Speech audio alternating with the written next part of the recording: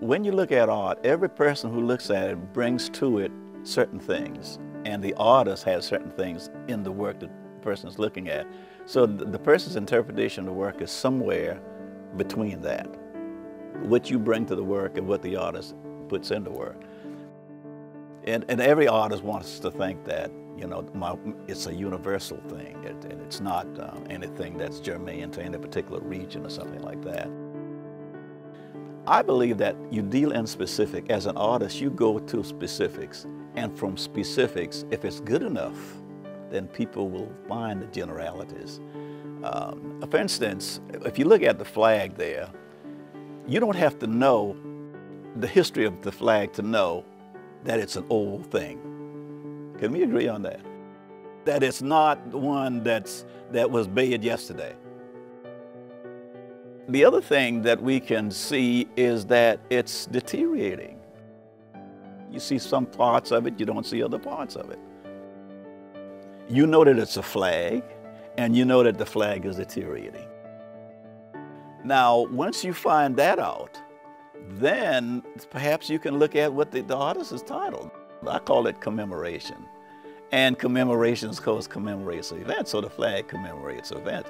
If you start looking it up, you find out that the event that the flag commemorates has long since gone.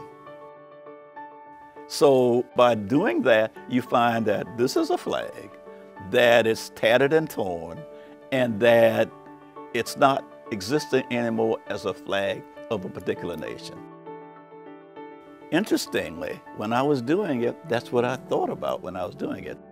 Suppose a Civil War veteran great-grandson went to a trunk in an attic and found this flag folded up and opened this flag up. It has the memory of what happened. My aim was, how do you maintain the memory, but the understanding that it no longer exists as a potent element?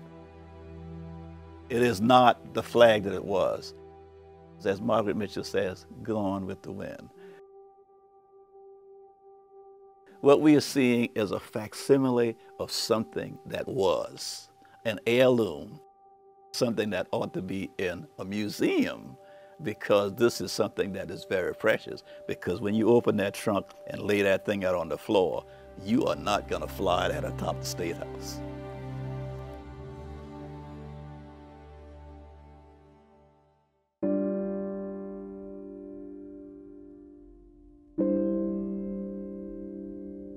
I was riding down the road, saw this railroad sign. You ever see a railroad sign? I mean, if you go, and the railroad sign has this, and it says railroad, you know, railroad crossing or whatever it says.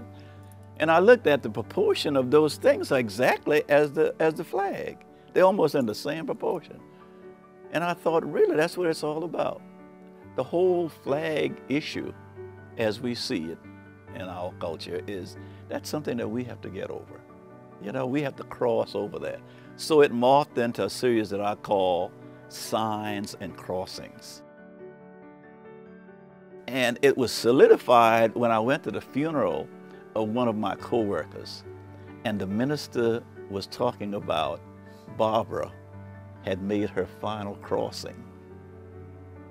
And then he quoted Tennyson. I quote Tennyson in my book, Crossing the Bar.